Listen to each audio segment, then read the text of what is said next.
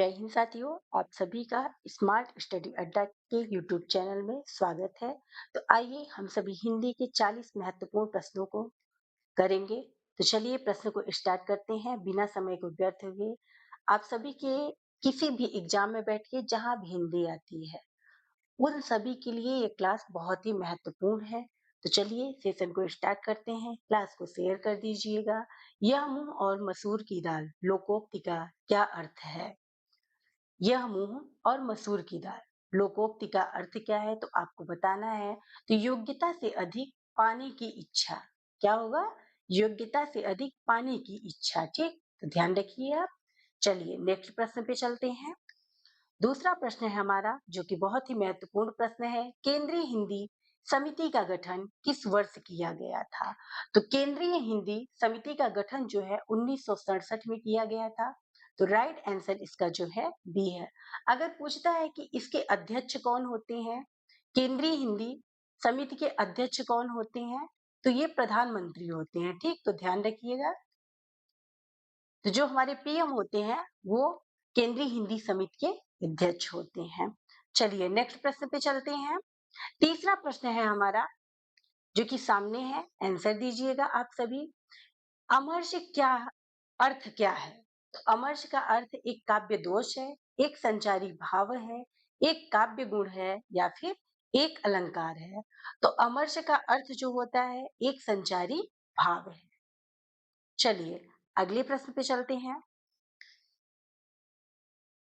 निम्नलिखित शब्दों में तत्सम शब्द कौन सा है? 4 शब्द दिए हुए हैं, यहाँ पर आप सभी को बताना है कि एक है तत्सम कौन है। आँच, सौकल, खुराक या फिर गुहा। तो इन चारों में से ये बताइए कि तत्सम कौन सा है? तो इसका राइट आंसर डी है। गुहा जो है तत्सम होता है। अगर इसका तद्भव पूछे क्या होता है, तो गुफा होता है, गुफा। चलिए नेक्स्ट प्रश्न पे चलते हैं। दूसरों में दोषों को ढूंढने वाले को कहते हैं। तो आप सभी इन्हीं दोनों में से आंसर दीजिए कि दूसरों के दोषों में ढूंढने वालों को क्या कहते हैं? तो दूसरों में जो दोष ढूंढता है उसे छिद्रान्वेषी कहते हैं। राइट आंसर ए है। बहुत ही इंपॉर्टेंट प्रश्न है ये। प्रश्न जो है बार बार एग्जाम में रिपीट होता है, तो इसे आप सभी ध्यान रखिएगा। चलिए नेक्स्ट प्रश्न है हमारा, हमेशा बहुवचन में प्रयोग होने वाला शब्द है।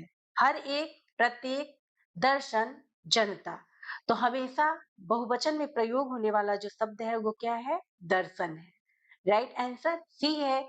इसके साथ ही हस्ताक्षर, हस्ताक्षर, आंसू, प्राण और केस, ये सदैव जो है बहुवचन में प्रयोग होते हैं। तो आप सभी इनको ध्यान रखिएगा। चलिए नेक्स्ट प्रश्न पे चलते हैं। अर्ध स्वर है। इन सभी में बताना है चारों ऑप्शन में से कि अर्ध स्वर कौन सा है। आ क्या है? स्वर कितने होते हैं? तो 11 होते हैं। सभी स्वर है। अ और आ का उच्चारण स्थान पर पूछे क्या होता है? तो कंठ होता है, कंठ होता है। ए और ए का उच्चारण स्थान क्या होता है? आप बताइए। ओ और अ का उच्चारण स्थान क्या होता है? कंठोष्ठ होता है, कंठोष्ठ। ठीक, कंठोष्ठ बोलिए। अर्ध स्वर पूछा है तो इसका राइट आंसर जो है डी है। य और व को अर्ध स्वर कहते हैं। ध्यान रखिएगा आप सभी। ए और ए का जो उच्चारण स्थान होता है इसे भी आप सभी नोट डाउन कर लीजिए। कंठ तालव्य होता है। क्या होता है? कंठ तालव्य। तो ध्यान रखिएगा आप सभी। अर्ध स्वर क्या होते हैं? य और व होते हैं, इन्हें ध्यान। चलिए नेक्स्ट प्रश्न पे चलते हैं। मूर्धन्य शब्द है। तो इन चारों में से आपको बताना है कि मूर्धन्य शब्द कौन सा है। यहाँ पर एक ऑप्शन सही कर लीजिए आप सभी। जो ये स होगा, षटकोण वाला स। कौन सा स है? षटकोण वाला स। बताइए इनमें से मूर्धन्य कौन सा है? श का उच्चारण स्थान पूछे क्या होता है? तो तालु होता है, तालु। इस स का उच्चारण स्थान क्या होता है? तो दंत होता है, दंत होता है। ह का उच्चारण स्थान पूछे तो क्या होता है? कंठ होता है। आप सभी को मूर्धन्य बताना है, तो राइट आंसर क्या है? सी है। चलिए नेक्स्ट प्रश्न पे, दीर्घ स्वर की संख्या है, तो दीर्घ स्वर की संख्या आप सभी को बताना है। तो दीर्घ स्वर की संख्या, कुल संख्या कितनी होती है? 7 होती है, ठीक। अगर यहाँ पर पूछता है कि मूल दीर्घ की संख्या कितनी है, मूल दीर्घ स्वर की संख्या, वो सिर्फ कितनी होती है? 3 होती है। अब कुल दीर्घ, यहाँ पर मूल न लिखा है ना कुल, तो दीर्घ स्वर की संख्या पूछा है तो कितनी होती है? 7 होती है। कौन कौन सी होती है मूल दीर्घ स्वर? बड़ा आ, बड़ी ई और बड़ा ऊ। ये क्या है? मूल दीर्घ स्वर। 4 जो अलग होते हैं वो क्या होते हैं? वो संयुक्त, संयुक्त स्वर में जाते हैं। किसमें? संयुक्त स्वर। वो कौन कौन से होते हैं? ए, ए, ओ और औ। ये क्या होते हैं? संयुक्त स्वर। तो इन चारों को जो मिलाकर होते हैं 7 हो जाते हैं। तो आप सभी ध्यान रखिएगा। चलिए नेक्स्ट प्रश्न पे चलते हैं। संस्कृत भाषा में उपसर्ग होते हैं, तो संस्कृत भाषा में कितने उपसर्ग होते हैं? इसका आंसर आप सभी को बताना है। तो संस्कृत भाषा में जो उपसर्ग की संख्या है वो 22 होती है। कितनी होती है? 22। हिंदी भाषा में उपसर्ग पूछे तो उसकी संख्या कितनी होती है? 10 होती है। इसे भी आप सभी ध्यान रखिए। चलिए नेक्स्ट प्रश्न पे चलते हैं। रिक्शा किस भाषा का शब्द है? तो रिक्शा जो है ये जापानी भाषा का शब्द है। राइट आंसर डी है। नेक्स्ट प्रश्न पे चलते हैं। पंकज कैसा शब्द है? रूढ़ शब्द है, यौगिक है या फिर योग? रूढ़ शब्द कैसा होता है? जिसके शब्द को अलग करने पर कोई सार्थक अर्थ न निकले। जैसे मान लीजिए ये शब्द लिखा है आज, आज। अगर आप इसे अलग करते हैं तो इसका कोई अर्थ निकलता है? आ और ज हो जाएगा। इसका कोई सार्थक खंड नहीं होता है, तो उसे क्या कहते हैं? रूढ़ कहते हैं। योग रूढ़ किसे कहते हैं? तो योग रूढ़ जो होता है वो सदैव, जो बहुव्रीहि समास के समास होते हैं वो सदैव योग रूढ़ होते हैं। इसे आप ध्यान रखिए। यौगिक क्या होता है? तो यौगिक जो है वो शब्द होते हैं कि जिन्हें अलग करने पर उनका सार्थक खंड हो। मान लीजिए यहाँ विद्यालय लिखा है, विद्यालय। इन दोनों को अलग करेंगे आप तो क्या होगा? विद्याधन आलय। तो दोनों का सार्थक अर्थ होता है, उसे यौगिक कहते हैं। तो पंकज कैसा शब्द है? योग रूढ़ शब्द है। राइट आंसर सी है। चलिए नेक्स्ट प्रश्न है। आधुनिक युग की मीरा किस कवित्री को कहा जाता है? आधुनिक युग की मीरा जो है महादेवी वर्मा जी को कहा जाता है। और महादेवी वर्मा जी की जो रचनाएं महत्वपूर्ण है उसे भी आप सभी नोट डाउन कर लिए। जैसे यामा, ये बहुत ही महत्वपूर्ण रचना है इनकी। गिल्लू, गिल्लू, ये एग्जाम में बार बार पूछी जाने वाली रचनाएं हैं, ठीक। निहार, नीरजा, इनको आप सभी याद रखिएगा, वन लाइनर नोट्स में नोट डाउन कर लीजिएगा। चलिए नेक्स्ट प्रश्न पे चलते हैं। अगला प्रश्न है हमारा, रामचरितमानस की भाषा है। तो रामचरितमानस में पूछे कितने कांड हैं? तो 7 कांड हैं। याद रखिएगा आप सभी। सबसे बड़ा कांड पूछे तो बाल कांड है, सबसे छोटा कांड पूछे तो किष्किंधा कांड है। और इसकी भाषा क्या है? अवधी भाषा। राइट आंसर बी है। अगला प्रश्न है आप सभी के सामने, संस्कृत के 4 अध्याय किसकी रचना है? बहुत ही इंपॉर्टेंट रचना है। आप सभी आंसर दीजिए कि संस्कृत के 4 अध्याय किसकी रचना है। तो जयशंकर प्रसाद, जयशंकर प्रसाद की पहले महत्वपूर्ण रचनाएं देखिए। स्कंद गुप्त, स्कंद गुप्त, चंद्रगुप्त, कामायनी, ये बार बार एग्जाम में पूछी जाती है। कामायनी, ध्रुव स्वामिनी, ध्रुव स्वामिनी,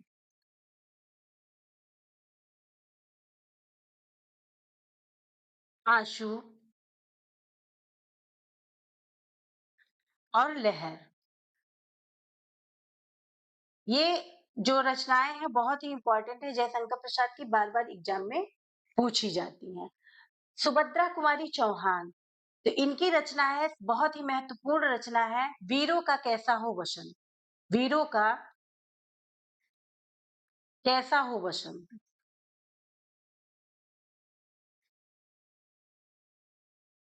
और इनकी एक रचना और है जो कि महत्वपूर्ण है, झांसी की रानी। क्या है? झांसी की रानी। दोनों रचनाएं इनकी बहुत ही इंपॉर्टेंट है, तो आप सभी याद रखिएगा इसे। संस्कृत के 4 अध्याय किसकी रचना है? तो ये रामधारी सिंह दिनकर की रचना है। इसका राइट आंसर डी है। रामधारी सिंह की भी बहुत सारी रचनाएं हैं जो महत्वपूर्ण है, आप सभी नोट डाउन कर लीजिए। रश्मिरथी, रश्मिरथी,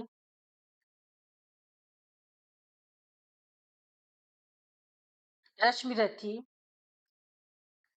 रेणुका, हुंकार और परशुराम की प्रतीक्षा, कुरुक्षेत्र, ये सभी रामधारी सिंह दिनकर की रचनाएं हैं जो कि महत्वपूर्ण है। चलिए, अगला प्रश्न है हमारा, कौन सा तद्भव शब्द है? तो आप सभी को बताना है कि इन चारों में से तद्भव शब्द कौन सा है। तो इसका राइट आंसर ए है। कुत्ता जो है तद्भव है। इसका तत्सम पूछे क्या होता है? तो कुक्कर होता है। कुक्कुर क्या होता है? कुक्कुर होता है। तो इसे आप सभी ध्यान। कपोत का तद्भव कपोत क्या है? तत्सम है। इसका तद्भव क्या है? कबूतर होता है। तो याद रखिएगा आप सभी। अब कुच्छ का तद्भव क्या होता है? कोक होता है। क्षीर का तद्भव जो है खीर होता है। चलिए, अगला प्रश्न है हमारा, करपट शब्द का तद्भव है। तो करपट का तद्भव जो है कपड़ा होता है। राइट आंसर बी है। चलिए, अगले प्रश्न पे चलते हैं।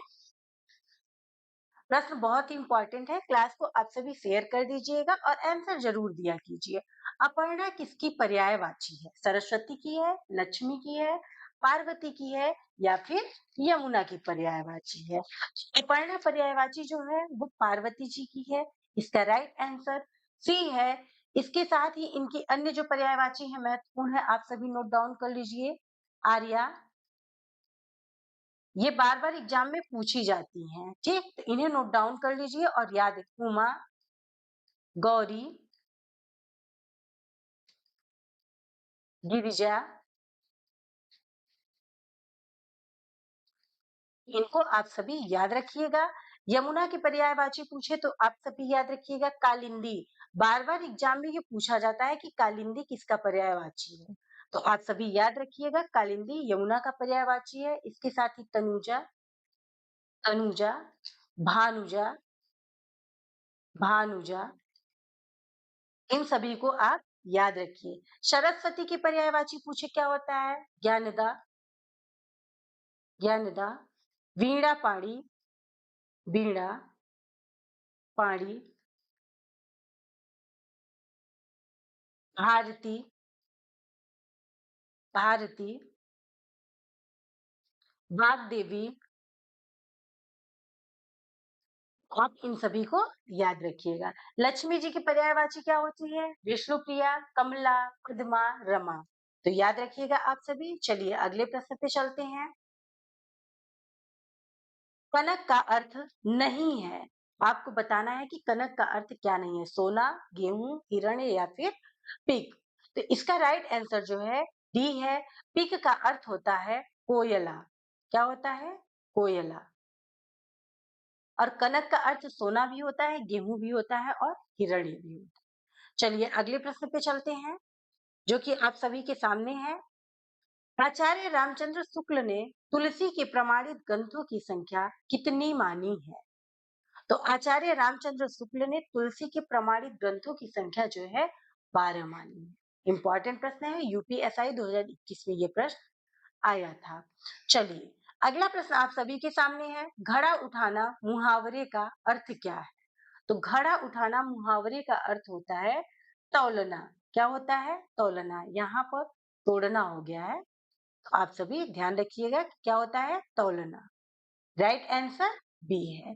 चलिए, नेक्स्ट प्रश्न पे चलते हैं जो कि आप सभी के सामने है। आंसर दीजिएगा। करबला की रचनाकार कौन है? इंपॉर्टेंट रचना है। तो बेचनलाल उग्र जी हैं, राही मासूम रजा हैं, प्रेमचंद्र हैं या फिर प्रभा खेतान है। तो आंसर दीजिए आप सभी।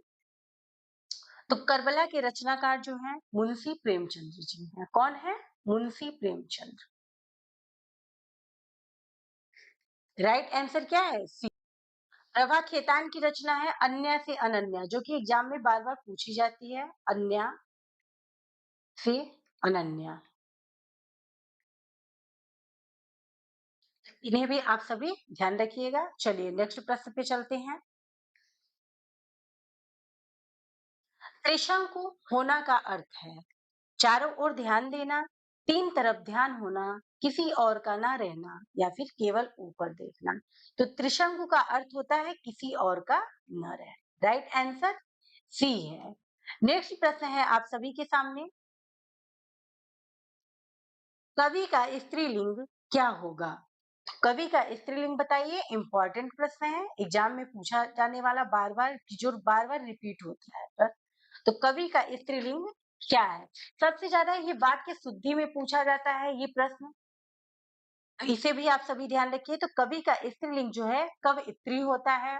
एग्जाम में ये भी पूछा जाता है कि कवयित्री कौन सा शुद्ध है। तो आप सभी ध्यान रखिएगा कि सदैव कवयित्री होता है, कवित्री नहीं होता। बहुत सारे बच्चे ये प्रश्न गलत कर देते हैं, तो आप सभी ध्यान रखिएगा।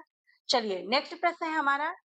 सूर्योदय में संधि विच्छेद है, तो सूर्योदय में कौन सी संधि है अगर पूछता है, तो यहाँ पर गुण संधि है, गुण संधि है। तो इसका राइट आंसर क्या है? सूर्य धन उदय बराबर सूर्योदय होता है। संधि पूछे कौन सी है, तो गुण संधि। चलिए नेक्स्ट प्रश्न पे चलते हैं। छठवां विश्व हिंदी सम्मेलन कहाँ हुआ था? सूरीनाम, सूरीनाम में कौन सा हिंदी सम्मेलन हुआ था? सातवां हुआ था। दक्षिण अफ्रीका में कौन सा सम्मेलन हुआ था? नौवां सम्मेलन हुआ था। और त्रिनिदाद में कौन सा सम्मेलन हुआ था? पांचवा हुआ था। तो छठा विश्व हिंदी सम्मेलन कहाँ हुआ था? लंदन में हुआ था। राइट आंसर डी है। अब कब हुआ था? 1999 में। इसे भी आप सभी ध्यान रखिएगा। चलिए नेक्स्ट प्रश्न पे चलते हैं।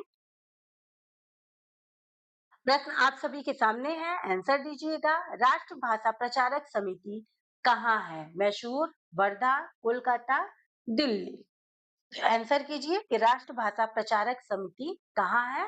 तो वर्धा में है। राइट आंसर क्या है? वर्धा। चलिए अगला प्रश्न है आप सभी के सामने। विश्व हिंदी दिवस कब मनाया जाता है? बहुत ही इंपॉर्टेंट प्रश्न है। जीएस में भी ये प्रश्न पूछा जाता है, हिंदी में भी आता है। तो विश्व हिंदी दिवस 10 जनवरी को मनाया जाता है। राइट आंसर सी है। नेक्स्ट प्रश्न है। पायो जी मैंने राम रतन धन पायो में कौन सा अलंकार है? उपमा अलंकार है, रूपक है, उत्प्रेक्षा है या फिर यमक अलंकार है? तो पायो जी मैंने पायो राम रतन धन पायो, यहाँ पर रूपक अलंकार है। अगला प्रश्न है हमारा। रचना बनावट के आधार पर शब्द के भेद बताने हैं आप सभी को कि कितने होते हैं? 2 होते हैं, 3 होते हैं, 8 होते हैं या फिर 4। तो रचना या बनावट के आधार पर शब्द के 3 भेद होते हैं। कौन कौन सा होता है? रूढ़, योग रूढ़ और यौगिक। यौगिक, तो तीनों को आप सभी ध्यान रखिएगा। एग्जाम में ये प्रश्न पूछा जाता है। चलिए नेक्स्ट प्रश्न है। निस दिन बरसत नैन हमारे पंक्ति में कौन सा अलंकार है? तो निस दिन बरसत नैन हमारे, यहाँ पर वियोग श्रृंगार रस है। राइट आंसर बी है। अगला प्रश्न है आप सभी के सामने, तो जल्दी जल्दी आंसर कीजिएगा। कौरवी बोली का नामकरण किसने किया? Rahul Sankrityayan, Dhirendra Verma, Grierson, Raymond. तो रेमंड ने किस भाषा का नामकरण किया है? तो भोजपुरी भाषा का। किसका? भोजपुरी। ग्रियर्सन ने किस भाषा का नामकरण किया है? तो राजस्थानी। एक भाषा का और इन्होंने नामकरण किया है, कौन सी भाषा है? आप सभी कमेंट में बताइएगा। तो कौरवी बोली का पूछा है, तो इसका राइट आंसर क्या है? राहुल सांकृत्यायन ने कौरवी बोली का नामकरण किया है। धीरेन्द्र वर्मा ने किस बोली का नामकरण किया है? तो खड़ी बोली, खड़ी बोली। इसे भी आप सभी ध्यान रखिए, बहुत ही इंपॉर्टेंट प्रश्न है, बार-बार ये एग्जाम में पूछे जाते हैं। अग्रियर्सन ने राजस्थानी के साथ-साथ बिहारी बोली का भी नामकरण किया है, बिहारी। जिनको पता है अच्छी बात है, जिन बच्चों को नहीं पता है वो नोट डाउन कर लीजिएगा। चलिए, नेक्स्ट प्रश्न है हमारा आप सभी के सामने। संसदीय राजभाषा समिति के अध्यक्ष होते हैं राष्ट्रपति, प्रधानमंत्री, गृह मंत्री, उपराष्ट्रपति। तो संसदीय राजभाषा समिति के अध्यक्ष जो है गृह मंत्री होते हैं। राइट आंसर सी है। चलिए, नेक्स्ट प्रश्न है आप सभी के सामने। विलोम शब्द से है तो अनिवार्य का विलोम क्या होगा? अनिवार्य का विलोम, तो अनिवार्य का विलोम जो है ऐच्छिक होता है। राइट आंसर सी है। चलिए, अगला प्रश्न है आप सभी के सामने। जिसने परिश्रम किया वह सफल हुआ वाक्य में सर्वनाम है, तो निजवाचक सर्वनाम है, सॉरी निश्चयवाचक सर्वनाम है, संबंधवाचक सर्वनाम है, प्रश्नवाचक सर्वनाम है, या फिर पुरुषवाचक सर्वनाम है। तो जिसने परिश्रम किया वह सफल हुआ, यहाँ पर निश्चयवाचक सर्वनाम है कि ये निश्चित है कि जो परिश्रम करेगा वही सफल होगा। चलिए, अगले प्रश्न की तरफ चलते हैं जो कि आप सभी के सामने है। तो बताइए कि यदि बारिश होती तो सूखा न पड़ता, वाक्य में कौन सा काल है? सामान्य भविष्य, हेतु हेतुमत भविष्य, संदिग्ध भूतकाल, या हेतु हेतुमत भूतकाल। तो यदि बारिश होती तो सूखा न पड़ता, यहाँ पर हेतु हेतुमत भूतकाल है। राइट आंसर क्या है? डी है। चलिए, अगला प्रश्न है हमारा। नीलगाय में समास है, तो नीलगाय में कौन सा समास है? तो यहाँ पर कर्मधारय समास है। कौन सा समास है? कर्मधारय। राइट आंसर बी है। चलिए, नेक्स्ट प्रश्न है आप सभी के सामने। यहाँ पर खिन्न होगा, छीन नहीं होगा। क्या होगा? खिन्न। खिन्न का विलोम होगा। खिन्न का विलोम क्या होगा? मुद्रित, मुदित, या फिर मूर्छित, मृत्यु। तो खिन्न का विलोम जो है मुदित है। राइट आंसर बी है। अगला प्रश्न है आप सभी के सामने। हिंदुस्तानी भाषा का रूप क्या है? तो हिंदुस्तानी भाषा का रूप जो है हिंदी उर्दू मिश्रित है। राइट आंसर डी है। इंपॉर्टेंट प्रश्न है, बार बार एग्जाम में पूछा जाता है ये प्रश्न, यूपीएसआई में भी आया हुआ ये प्रश्न है। ये आज के लिए हमारा लास्ट प्रश्न है। तो आप सभी बताइए कि वैदेही वनवास किसकी रचना है? बहुत ही इंपॉर्टेंट रचना है। वैदेही वनवास जो है अयोध्या प्रसाद हरिऔध की रचना है। राइट आंसर ए है। इसके साथ ही इनकी एक और महत्वपूर्ण रचना है, कौन सा है? प्रिय प्रवास। प्रिय प्रवास, ये बहुत ही इंपॉर्टेंट है, बार बार एग्जाम में पूछा जाता है कि खड़ी बोली का पहला महाकाव्य कौन सा है? तो वो प्रिय प्रवास है। उसके लेखक पूछे तो अयोध्या प्रसाद हरिऔध जी हैं। आज की क्लास सिर्फ इतनी ही थी। मिलते हैं कल फिर नए प्रश्नों के साथ। तब तक आप सभी अपनी पढ़ाई को करते रहिए और अपनी हिंदी को और बेहतर ढंग से तैयार कीजिए प्रैक्टिस सेट के साथ। मिलते हैं कल फिर नई क्लास में। जय हिंद।